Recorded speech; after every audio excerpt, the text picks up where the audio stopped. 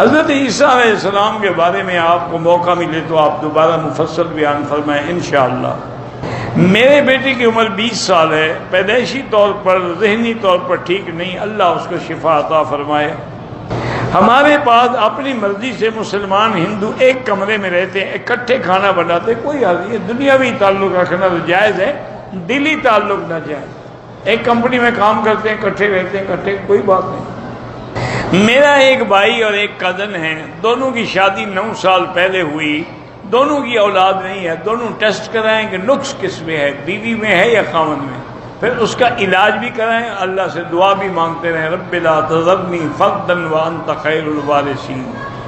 میری بیوی کے گردے میں پتھری ہو جاتی ہے تو پتھری جب نکلے نا اس کا لیبارٹری کرائیں کہ کس چیز سے بنتی ہے، وہ چیزیں کھانا چھوڑ دے پھر نہیں بنے گی۔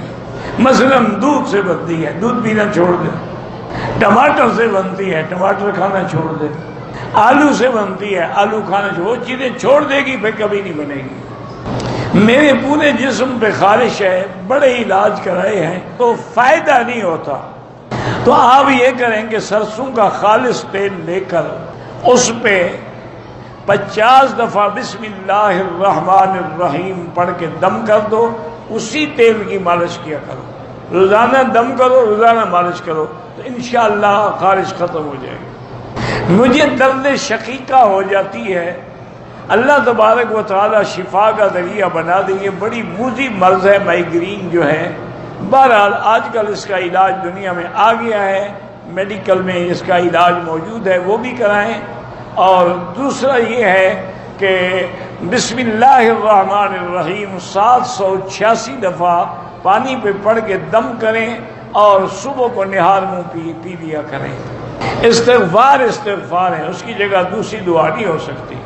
جب قرآن نے خود کہا ہے قل تستغفروا ربکم انہ کان غفارا، اور اسی طرح اللہ نے فرمایا کہ میرے جو مومن بندے ہیں وہ ہمیشہ صبح کے وقت میں، تہجد کے وقت میں استغفار کرتے ہیں۔ میں نے کسی کو 2 لاکھ قرضہ دیا تھا، اس نے 3 سال کے بعد واپس کیا، تو اب آپ کو 3 سال کی زکوٰۃ دینی ہوگی۔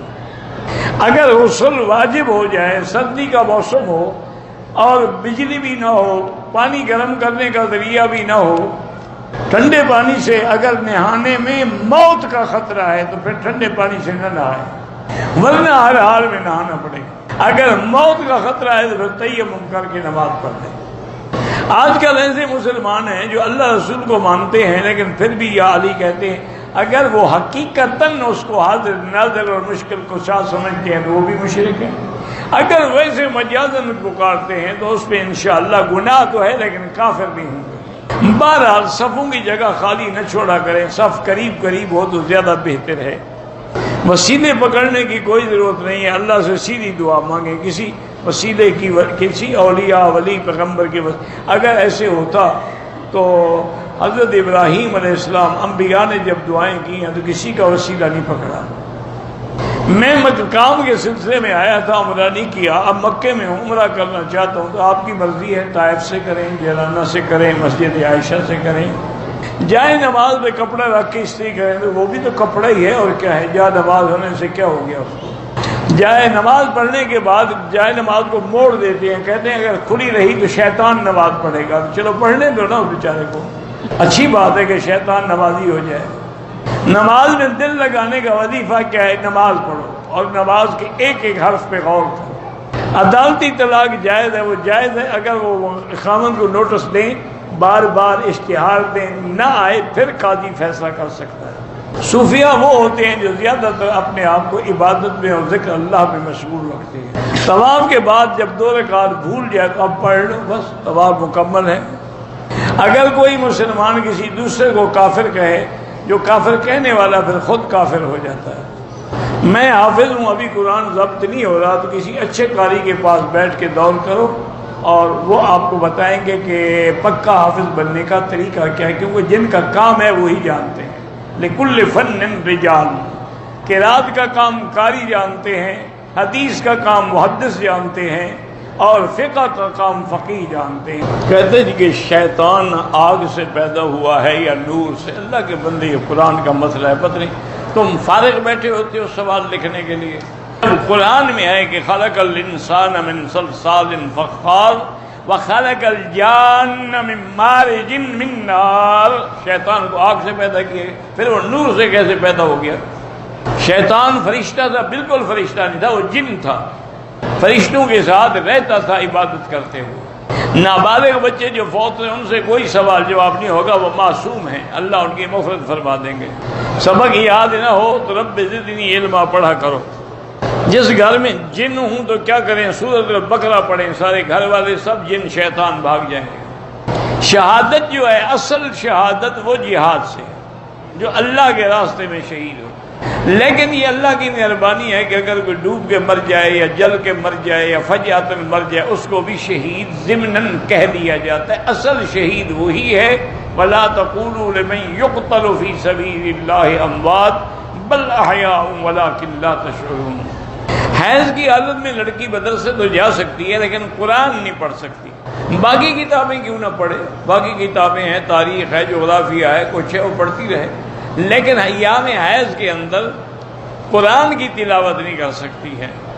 بعض علماء نے اجازت دی ہے کہ اگر کوئی استانی ہے، بچیوں کو پڑھاتی ہے تو کہ وہ کہتے ہیں کہ ہاں اگر ہاتھوں پہ دستانے چڑھا دے، انگلی رکھ کے ان کو پڑھاتی رہے تو کوئی بات نہیں، لیکن اصل بات یہی ہے جو امام ابو حنیفہ رحمۃ اللہ علیہ فرماتے ہیں کہ حیض میں بالکل نہ قرآن پڑھے، نہ دیکھ کے، نہ یاد پڑھے، کیونکہ قرآن کی شان یہ ہے کہ لا یمسہ الا المطہر، اس کو پاکیزہ لوگ ہی ہاتھ لگا سکتے۔ میں اپنی ذاتی کمائی کا پیسہ ماں باپ کے حکم کے خلاف ذاتی ضرورت میں استعمال کر سکتا ہوں۔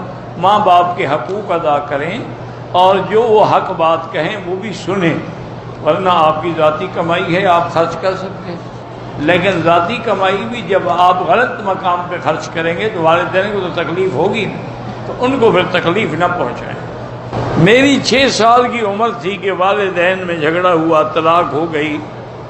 میری پرورش ستیلی ماں نے کی، 20 سال ان کے ساتھ ہی رہتا ہوں۔ میری حقیقی ماں کا مجھ پر کوئی خدمت کا حکم ہے، اگر میں خدمت کرتا ہوں تو میرے ابا اور ستیلی ماں ناراض بالکل کریں خدمت، ماں کا حق ہے، چاہے طلاق ہو جائے، کچھ ہو جائے، ماں ماں ہوتی، اس کے حقوق کبھی بھی ختم نہیں ہو سکتے۔ اور قرآن نے حکم دیا ہے کہ وَصَّيْنَا الْإِنسَانَ بِوَالِدَيْهِ إِحْسَانًا، اور اتنی بڑی بات ہے کہ اللہ نے اپنے ذکر کے بعد والدین کا ذکر کر دیا، حالانکہ اللہ کے ذکر کے بعد تو حضور کا ذکر ہونا چاہیے۔ وَاعْبُدُوا اللَّهَ وَلَا تُشْرِكُوا بِهِ شَيْئًا وَبِالْوَالِدَيْنِ إِحْسَانًا۔ چاندی کی انگوٹھی مرد پہن سکتا ہے، اس میں جو بھی پتھر پہنے وہ جائز ہے، لیکن اس پتھر کو نفع نقصان کا مالک نہ سمجھے۔ بعض لوگوں کا یہ عقیدہ ہوتا ہے کہ جی اگر ہم فلاں پتھر پہنیں گے تو ہمارا نصیب چمک جائے گا اور فلاں پہنیں گے تو برباد ہو جائیں گے۔ یہ سب عقیدے شرک ہیں۔ کوئی پتھر نفع نقصان نہیں دے سکتا، نفع نقصان دیتا تو حجر اسود دیتا۔ حضرت عمر نے تو اس کو بھی کہہ دیا کہ انک لا تنفع ولا تضر، نہ تم نفع